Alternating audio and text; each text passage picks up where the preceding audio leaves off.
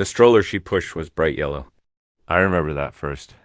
It had tiny suns printed all over the fabric, and the baby inside was asleep, mouth hanging open like he hadn't a care in the world. Neither did she, apparently, until she saw. Me, she didn't notice right away. She was by the smoothie stand ordering something with chia seeds. I could tell because I heard her say it, extra chia, please. Like she'd never screamed at me for buying the wrong almond milk 2 years ago. I stood behind a row of overpriced massage chairs, clutching a stupid microwave box, frozen.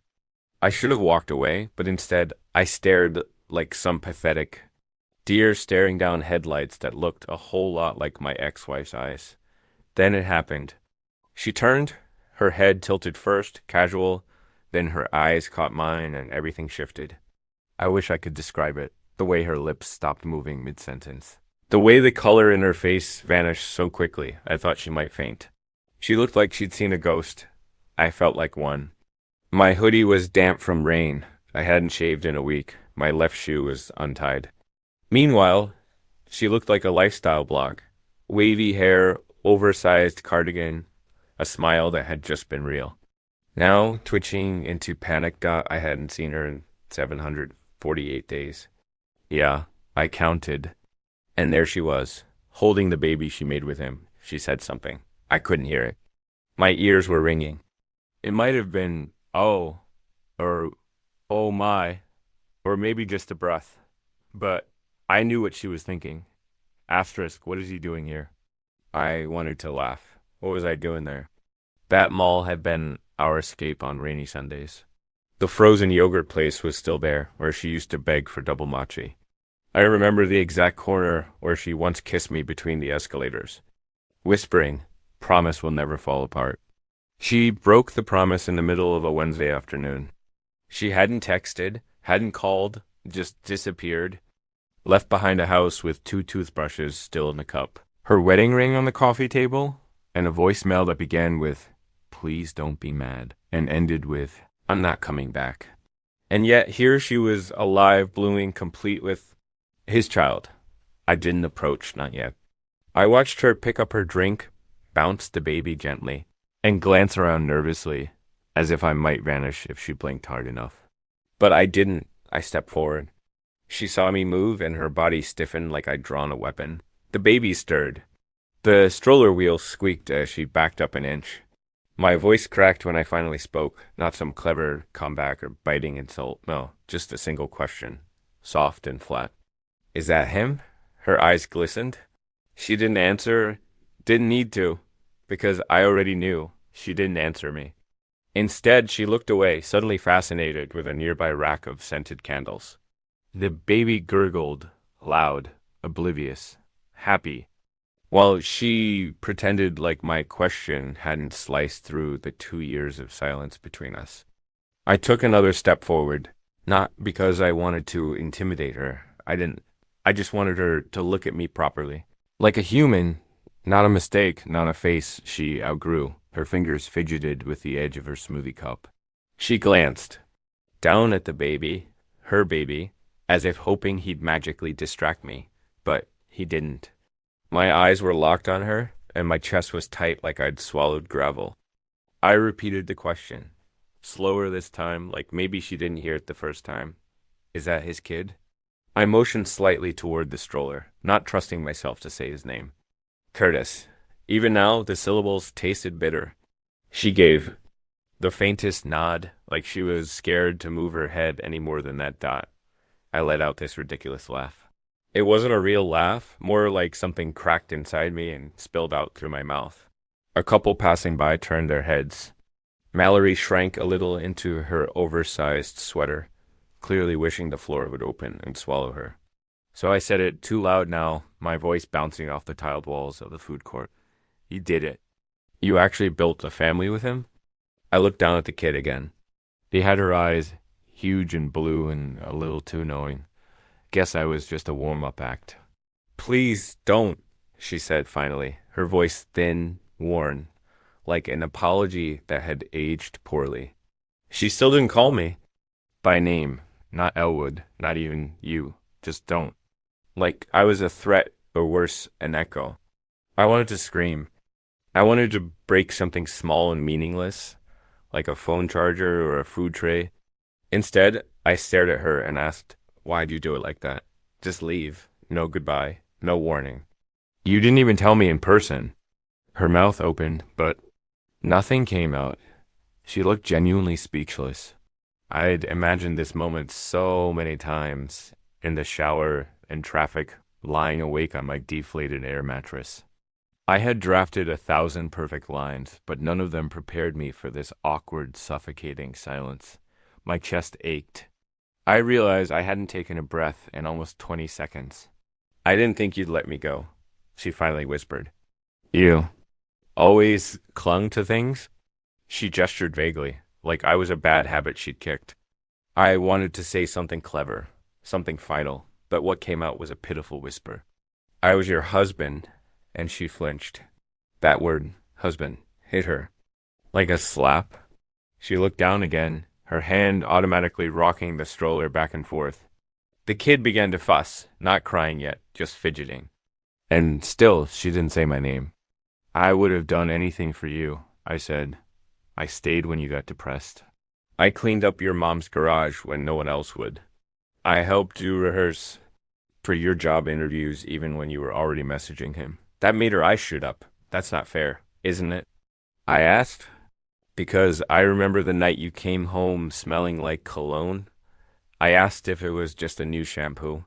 You said it was lavender and rolled your eyes at me like I was crazy. I didn't want to hurt you. You still did. She exhaled sharply, and for a moment, I thought she might cry, but of course she didn't. Mallory had always been good at keeping it together in public. Me? I was the guy who once sobbed in a Walgreens parking lot because they were out of those orange flavored cough drops she liked. I was the guy who begged her to come home over voicemail number 17 while she was already living with him.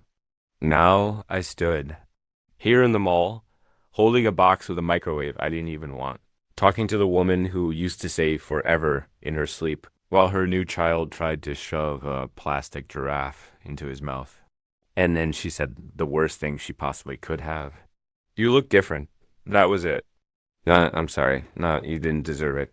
Just different. Like I was a hairstyle or a furniture arrangement. I wanted to disappear. So I did something. I didn't plan. I turned around and walked away. Not dramatically. Not with some epic line or middle finger in the air. I just left, box in hand, shoulders hunched. I walked past the candle display, past the pretzel stand, out the automatic, doors into the gray afternoon drizzle. And as they slid shut behind me, I realized something strange. For the first time since she left. She was the one watching me leave. I thought that would be the end of it. Just walking away, letting the glass doors slide shut behind me like curtains. After a humiliating performance. I didn't expect anything else from her. I certainly didn't expect the sound of quick footsteps splashing through puddles behind me. Elwood, wait. It was the first time she'd said my name in over 2 years. I froze under the awning outside the mall, gripping the box tighter like it. Might keep me grounded. I didn't turn around. She caught up, breathless, one hand shielding her eyes from the rain, the other pressing her cardigan closed over her chest. The stroller, thank God, was still inside. I think she left it with one of those kiosk workers, or maybe she didn't care. I don't know. I couldn't stop staring at the parking lot, the gray sky above it, the thin thread of steam rising from the pavement. She stood beside me in silence for a few seconds, her breathing the only sound between us. "You didn't look okay," she said quietly. Like that somehow made her the hero of this scene. Like following me out into the drizzle meant something more than 2 years of nothing. "I just wanted to check on you. You want to check on me?" I said, finally turning to face her. "After you erased me from your life like that was a typo?" "That's not what I did. You ghosted me, Mallory. I left a letter. You left a document with bullet points." She flinched again. I almost felt bad. Almost. Her hair was damp now, her mascara slightly smudged under one eye. For a moment, she didn't look like the polished woman from Instagram. She looked like someone caught in the act of remembering everything she tried to forget. And I realized maybe she wasn't here for me. Maybe she was here for her guilt. I couldn't face you, she said finally, her voice almost lost to the wind. You would have talked me out of it. That hit harder than I expected. You're damn right I would have, I said, my voice cracking at the edges, because I believed in us. Because I thought you were just tired or confused. I didn't think you were building a whole other life with someone who drinks his coffee out of a mason jar. She laughed then, a real, tiny laugh. It made me sick. You still do that thing, she said, wiping under her eye. What thing? Make jokes when you're breaking. And just like that, I hated her again. Not in the dramatic, movie ending way. It was quieter than that, like hating someone for knowing you too well after they've stopped deserving to. I turned back to the lot, the wind pushing drizzle into my face. My hoodie was soaked through. Why'd you really come out here? I asked, without looking at her. You wanted to make sure I'm not going to throw myself into traffic, or just check if I still wear sad shoes. She didn't answer at first. I almost thought she'd finally walk away. But then, quietly, she said, I had a dream last month. You were standing at the end of a dock. You didn't look at me, you just walked into the lake and disappeared. When I woke up, I couldn't breathe. I didn't know what to say. For a few seconds, I just stood there, blinking away the rain, unsure if the wetness on my cheeks was just the weather or something else. Why do you care now? I asked. Because you mattered. You still matter, just not in the way you want to. That was worse than a slap, worse than a letter, worse than every silence she gifted me over the last 748 days. I finally looked at her. Well, Mallory, I said softly, you don't get to decide how much I matter anymore. And then I walked. This time, she didn't follow. I could feel it in the air, the shift, the resignation. Maybe she finally understood that you can't circle back. After carving someone out of your life with surgical precision, you don't get to mourn what you murdered. Slowly, I reached my car, put the microwave in the passenger seat, and sat behind the wheel with my hands trembling. In the mirror, I could still see her standing there in the rain, but she didn't move. She just watched me drive away. I thought that would be it. Final scene, curtains down, her watching me from under that leaking mall awning while I drove away with the saddest microwave in North America beside me. But this story refuses to end where I need it to. I learned that the hard way 3 days. Later, when I got a letter in the mail, no return address, no envelope, just a folded paper shoved inside a torn greeting card sleeve with cartoon raccoons on the front. It looked like it had been written in a rush, the pen barely keeping up with the thoughts, but the handwriting was familiar slanted, sharp, Mallory's. And across the top, scrolled above the first sentence, were 5 words I wish I never read. You don't know the half of it. I stared at those words for a long time, sitting on my unmade bed, the letter heavy in my hand. The microwave still wasn't unpacked. I hadn't eaten anything except dry cereal since the mall, and now she was writing me cryptic notes like this was some sort of treasure hunt or a trap. The first line, Curtis was never supposed to be permanent. My stomach turned. What was that? Supposed to mean? Fling? Placeholder? The father of her child was temporary. She went on, said she didn't mean to get pregnant, and that Curtis pushed for the baby, that after the child was born, things weren't what she thought they'd be. His charm, the laughs, the late night energy, it all fizzled once real life set.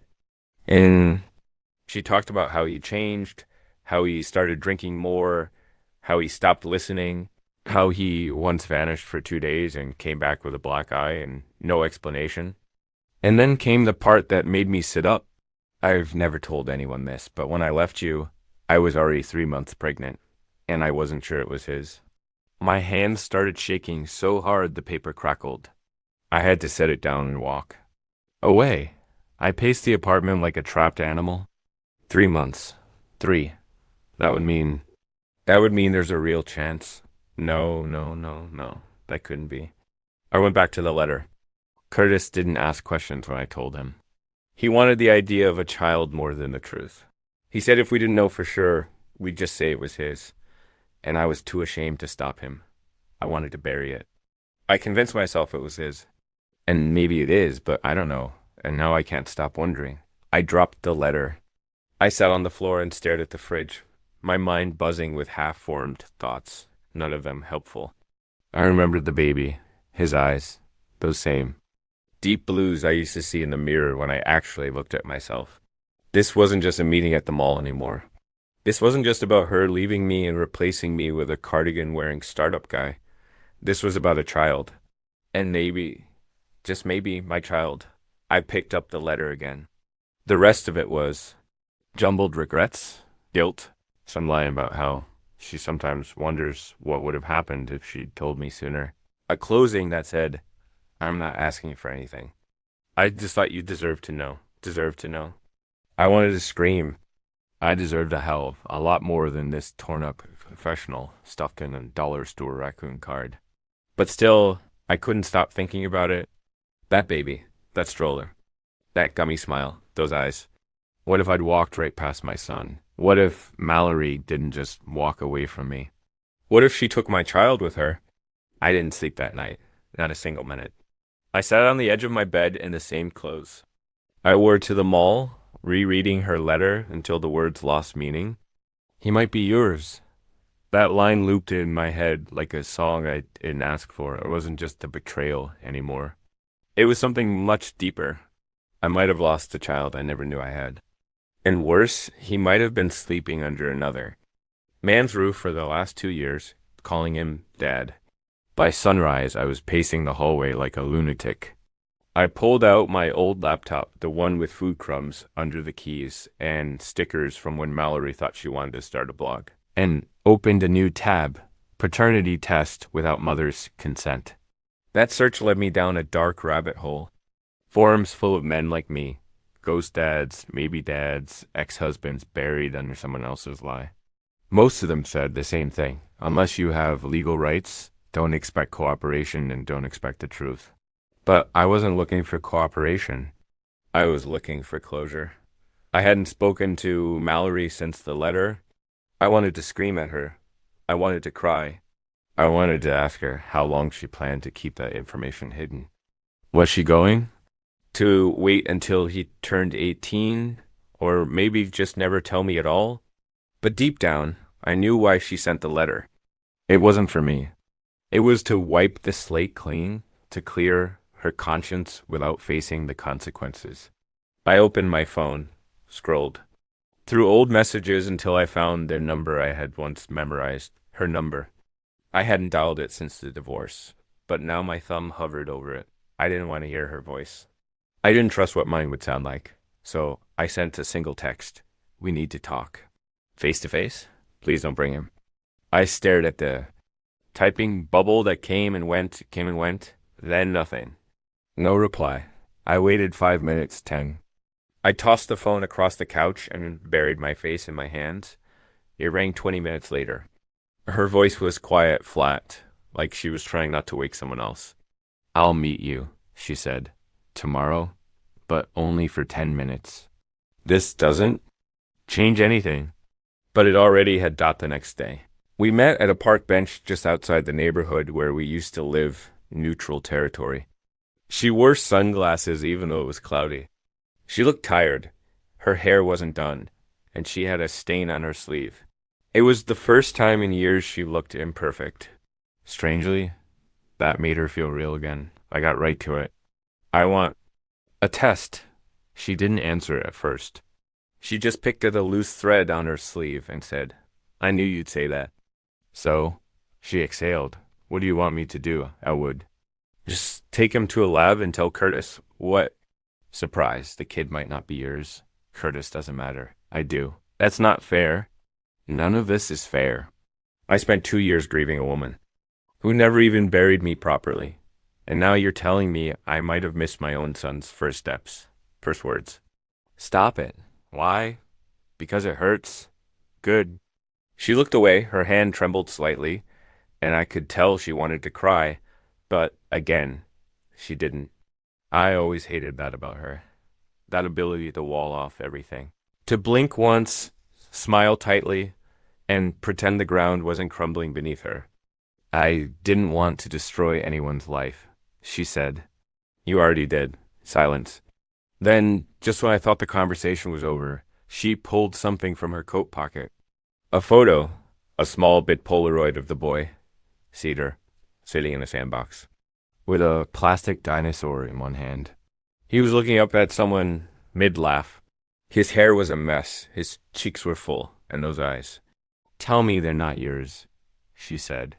And for the first time, her voice cracked that I took the photo, stared at it for a long time, and felt something break inside me.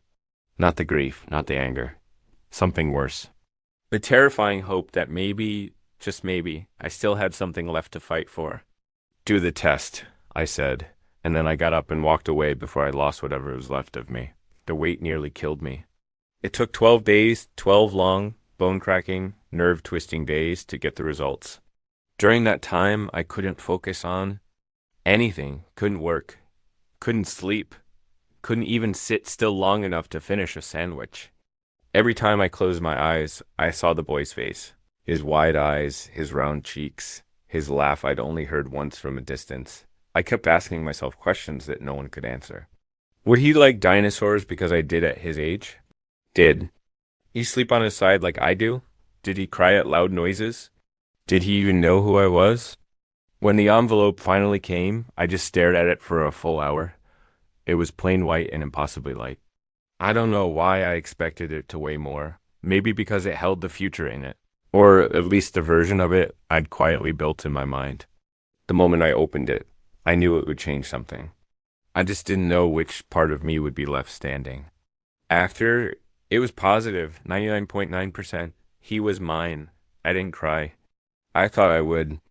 I thought I'd break down, or laugh, or throw something. But I didn't. I just sat there on my kitchen floor, holding a truth I never asked for, and wondering how long she'd known. How long she'd lived beside me, inside our home, pregnant with my child, and keeping it to herself. I called her. She didn't pick up. I called again, nothing. I drove to her place. Curtis opened the door. He didn't look surprised. That's what hit me first. He looked resigned, like he'd been expecting this moment to arrive like a train he couldn't stop. His eyes were duller than the last time I'd seen him, less smug, more worn out. His jaw was tight, his hair messy, like fatherhood hadn't been the romantic dream Instagram filters had promised. "She's not here," he said flatly. "Then you and I are going to talk," I replied. He didn't move, just leaned against the doorframe and crossed his arms. "I know." I blinked. "You know what?" "That he's yours," he said, without even flinching. I've always known. The silence after that was volcanic. Something inside me snapped, not violently, just permanently, like a door closing for good. I couldn't understand what he was saying. I needed him to repeat it, to explain it, to admit. It wasn't real, but he didn't. He just kept talking. "She told me before he was born, said it might not be mine, but I didn't care. I told her I'd raise him anyway, that if he looked like you, I'd deal with it. You were irrelevant to me." I stepped forward, my fist trembling. "Irrelevant? You mean me, the biological father? You think biology makes you a dad?" He snapped. "Where were you when he had a fever at 3 o'clock in the morning? Where were you when he couldn't sleep unless someone sang to him? You think you can just walk in now and rewrite what's already been written? You stole him? She gave him to me?" Those words, they hit like ice in my lungs. I couldn't breathe, couldn't blink, couldn't stand still. He wasn't raising my child by accident. He'd taken him with full knowledge, and she let him.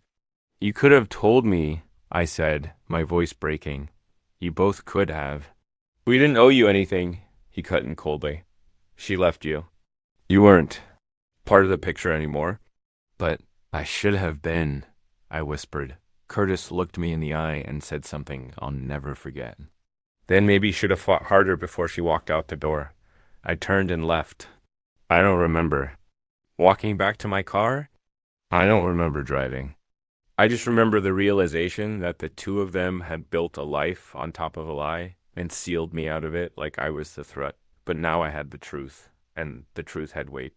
I wasn't just the ex-husband anymore. I was someone's father. And I had a decision to make. I thought knowing the truth would give me strength, like the DNA results would unlock some kind of righteous momentum inside me. I thought I'd print them, staple them to some legal form, march into court like a man with purpose. But the truth doesn't come with instructions. It comes with weight, with fear, with a hollow kind of ache that makes you question if you even deserve what you've just uncovered. I didn't file anything, not yet. Instead, I sat on that piece of paper like it was radioactive. And every time I thought about making a move, my brain dragged me back to the same question. Asterisk, what if he doesn't want to know me? Asterisk, Mallory hadn't called me since the park. Curtis clearly wanted me erased. And the actual child in the middle of this mess, he didn't even know I existed. That thought haunted me more than anything else. My son was growing up thinking someone else was his dad while I sat on the sidelines, chewing my own heart into pieces. And yeah, I know how pathetic that sounds. I hate it too. But one morning, 3 weeks after that park bench meeting, I made a decision. Maybe not the right one, definitely not the strong one, but the only one I could live with. I wrote a letter. A real one, handwritten. No raccoons, no typing, just me, ink, and every ounce of nerve I had left. It wasn't dramatic, no threats, no legal jargon, just honesty. I told her I wasn't coming to ruin anything. I just wanted to meet him one time. No expectations, no pressure. Just a conversation, a moment, a window. She replied 2 days later, one line. Saturday, 11 a.m. at Marlow Park. Come alone. The minute I pulled into that lot, I felt like I was trespassing in my own dream. The sun was out, mocking me with its cheerfulness. Families dotted the grass. Kids on swings, parents with coffee cups and forced smiles. I parked far from the playground and walked in slow, unsure steps, scanning faces. And then I saw them. Mallory sat under a tree, her knees pulled up to her chest. She looked smaller than I remembered. Next to her, in the grass, sat a boy with a red toy truck in one hand and a juice box in the other. Cedar, my son. He didn't look up when I approached. Mallory did. No wave, no smile, just a shallow nod. I crouched beside them, not too close, heart pounding in places I didn't know had rhythm. Hi, I said softly. Cedar looked up. Big blue eyes. My eyes. Who's that? He asked Mallory. She hesitated. That's an old friend of yours. He asked her, then, looking at me directly for the first time, added, You don't look like a friend. You look like a stranger. That word hit me in the throat. Stranger. That's what I was. A stranger to my own blood. I forced a weak smile. Well, yeah, I guess I do. Do you have trucks? He asked, pointing to the one in his hand. Used to, I replied. Not as cool as that one. He inspected me, 3 seconds of absolute silence. Then he returned to his juice. Mallory didn't speak. Neither did I. We just sat there, 3 broken people arranged, like a mistake no one wanted to claim. I watched him play for 20 minutes, asked him 2 questions, got 3 answers. At one point, he looked up and said, Your shoelace is weird. And that was the most direct connection we had. Then Mallory stood up, dusted off her jeans, and said, Okay, time to go. I didn't argue, didn't beg, just nodded and stood slowly. As she packed his things, I crouched beside him once more and whispered, Maybe I'll see you again sometime, buddy. He didn't respond. But as they walked away, just before they turned the corner, he looked over his shoulder and yelled one word. Bye, stranger. I stood there, frozen. That word again. Stranger. It echoed in my chest like a closing door. I had met my son, and I was nothing more than a visitor in his story. A week passed after that morning in the park. I couldn't stop hearing that word. Stranger. I heard it in my dreams, in the kettle whistle, in the spaces between thoughts. It wasn't meant to be cruel. He was just a kid, calling things what they were. And the truth is, he wasn't wrong. I was a stranger, a ghost that drifted into his sunny world and left a shadow on the grass. But even ghosts remember the way sunlight feels. I didn't reach out again right away. I told myself not to push it, let her breathe, let him breathe. I convinced myself that the moment I had, those 20 minutes, watching him push toy wheels through the dirt had to be enough. But grief isn't always loud. Sometimes it just sits there in your chest, quiet and heavy and waiting. And then 4 days later, my phone buzzed. Mallory, one line. Cedar keeps asking when the man with weird shoelaces is coming back. I read it over and over, thinking maybe I was misreading it, but I wasn't. That was my invitation, or at least an opening. So we tried again. Same park, different spot. I brought him a toy fire truck, red with working sirens. He lit up when he saw it, not for me necessarily, but for the fire truck, and that was enough. He asked me what noise real fire trucks make. I did a stupid, over-the-top WEOO impression, and he laughed so hard he dropped his juice box on the grass. The second meeting lasted an hour. The third, almost two. By the fourth, he started calling me fire truck guy. I took it. I held on to that nickname like it meant something sacred because, in a way, it did. I was no longer a stranger. I was a thing, a part of his vocabulary, his memory, his Saturday. That was more than I had any right to expect. Curtis didn't like it. I saw it in his face one day when he came to pick Cedar up. We didn't speak. We just nodded, civil, careful, like two men holding opposite ends of a very fragile thread. I could see the uncertainty in his eyes, maybe even fear. But I didn't come for revenge. I didn't want to destroy his role. I just wanted my own. And surprisingly, Mallory understood that. She began inviting me to more than just the park. Play centers, story time, a science museum. Cedar liked rockets. He liked ketchup on everything. He hated loud toilets and loved bubble wrap. Every week I learned something new about him. And every week I feared it would all get taken away. But it didn't. It kept growing slowly, unevenly, like something planted too late in the season, but determined to bloom anyway. And one afternoon, while we were sitting on the floor of a bookstore, flipping through a picture book about sea turtles, he leaned against my arm and said softly, without even looking up, "You feel like a dad." I didn't respond right away. I couldn't. My throat closed, my heart dropped. I blinked too fast and hoped he didn't notice. But he did. "Are you crying?" he asked. No. I coughed. "I am allergic to turtle books." He laughed, shook his head like I was ridiculous, and kept reading. That moment, that single sentence, stitched something inside me that I thought would always stay torn. We're still figuring it out. There's no rule book for this kind of thing. I don't know what to call our arrangement. I don't know what the future holds. But now when he sees me walking up the sidewalk, he doesn't say stranger. He runs at me, full speed, arms